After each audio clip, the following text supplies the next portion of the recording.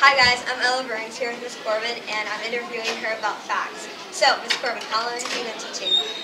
This is my first year here at Sunman Dearborn Middle School. I also taught 10 years of high school at Franklin County, so technically 11 years. That's cool. Yeah. What is your favorite facts, thing to teach? Definitely cooking, right? Sewing is not my favorite, but I've learned a lot. But yeah, definitely getting the kids in the kitchens and learning how to cook and make things at home. That's my main thing. That's cool. What do you make?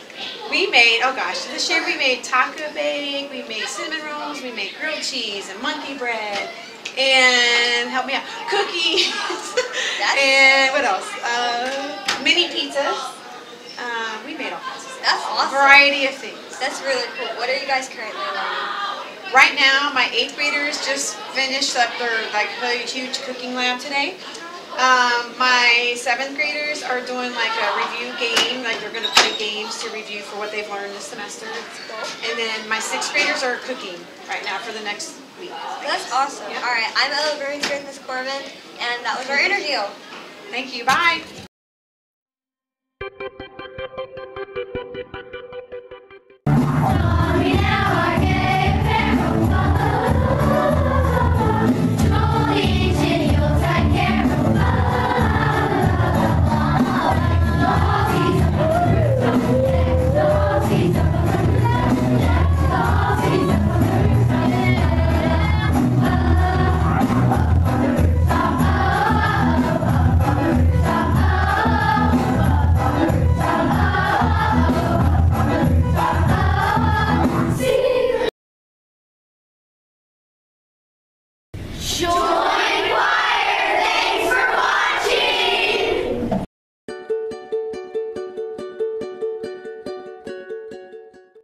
Hi guys, I'm Ella here with JQ News, interviewing Mr. Cotter today. I have a couple questions.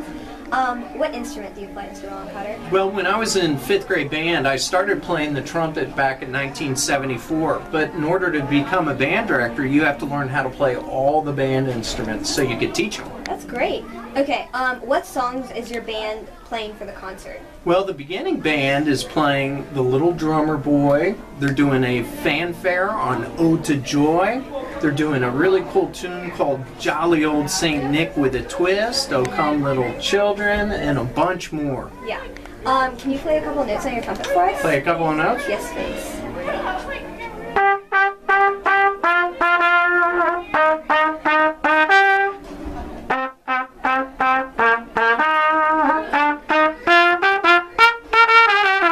Thank you so much. You're welcome. Alright, this was Ella and Mr. Cotter. Have a good day.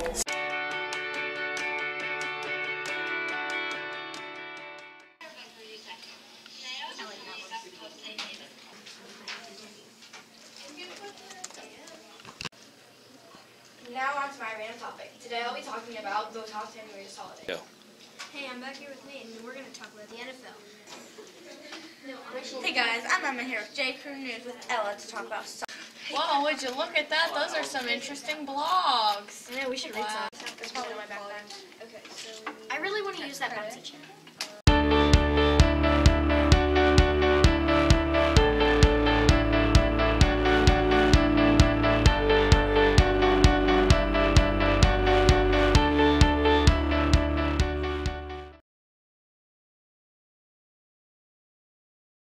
Hey, this is AJ from JQ News, and I'm interviewing Bianca Fleeman for Spanish class. Hey, Bianca. Hi. What are some fun things you do in Spanish class? Some fun things we do in class is for Mexican and Spanish holidays, we bring in food and have activities and watch different videos about the Spanish heritage. Do you speak Spanish on a daily basis in the class? Yes, we speak regular every day. What does Mr. Black do to help you learn? He always has PowerPoints and writes everything on the board and makes it easy to read. Does this subject confuse you sometimes? Yes, sometimes because you're learning a different language and it's sometimes hard to learn. Alright, thank you, Bianca. I'm AJ from JQ News. Hi, my name is Logan Rohrbacher, and I'm here today with Mr. Dolly. We're going to interview him about ag. What do you like most about teaching ag? Agriculture has a lot of aspects of it, and I do enjoy teaching all those parts of it. In 6th, 7th, and 8th grade ag, students get to use some hand tools, and they get to do a project or two in the wood shop. Also, growing plants. They get to go up to the greenhouse in the high school, and 8th grade they get to weld. So I get to participate in all of those activities, which gives me a little bit of change in my days. Very cool. What topics do you guys talk about in ag? Usually in all 3, 6th, 7th, and 8th grade classes, we start out with a history of agriculture. Then we talk about the different parts of agriculture, all of the actual growing of plants or raising animals, and all of the supplies that you need, all of the equipment you need, all the services that are necessary. So we go into varying details. And then after that, we'll go into, depending on the grade level, either raising animals or meat industry. And then we usually end up with a course on plants.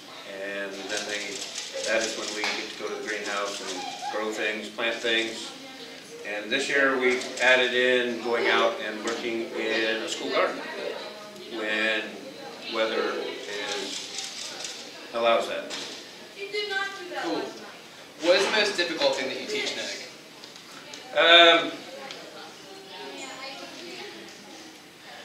It's sad to say, but the most difficult thing is in 8th grade ag, and that is class presentations. They have to either give a how-to demonstration speech, or they have to give a report or a persuasive speech. And most students do not like to get up and talk in front of their peers even. So that is a little difficult.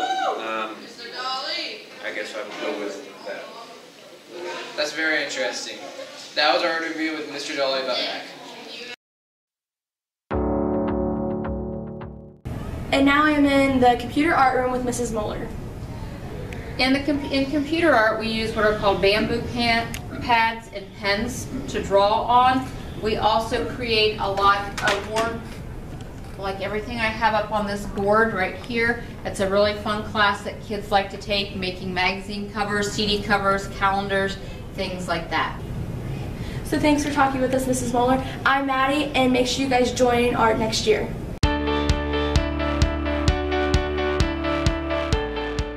I'm Dylan Heinrich here from J Crew News with Mr. Monholland, and I have a couple questions for you. Do you do a lot of hands-on experience here in this class? Yeah, most of what we do in engineering is hands-on, whether it's learning new software. I don't know if you see this, like the Inventor software that's behind us, whether it's building things out of Fisher Technics, which are like Legos on steroids, programming with RoboPro, doing hand sketches, doing linear measurements. Most of the things we do in engineering are hands-on. All right. What about engineering do you find most interesting? I just like that there's a little bit of something out there for everybody. If you're good on computers, there's new software to learn. Autodesk Inventor is our 3D modeling software. We've got West Point Bridge Builder. If you like to program, we have RoboPro to program motors and switches and Fisher Technics. If you like to build, we have quick fire challenges and Fisher Technics equipment to actually do some hands-on building with. So to me, that's the most exciting thing. There's probably something in engineering for everybody. What is your favorite thing about engineering?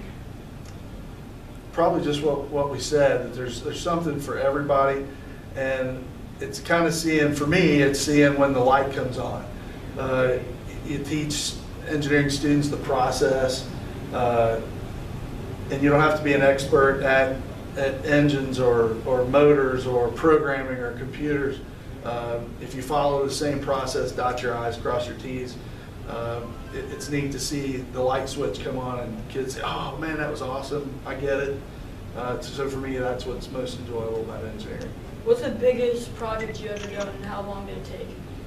Well, this year with my 7th and 8th graders, we did a project where we built several mechanisms out of Fisher Technics equipment. Then we learned how to program the motors and switches, and then we kind of put all that together to use the motors and switches to actually run those mechanisms. I think total we were probably a little over 2 weeks on that entire project. Can students without any experience succeed in this class? Oh, absolutely, because especially moving forward next year, I think we're going to have an engineering class and an advanced engineering class. So if you haven't had engineering before, so 6th graders coming in, or 7th or 8th graders that haven't had engineering with me up to now, they would be able to take the engineering class,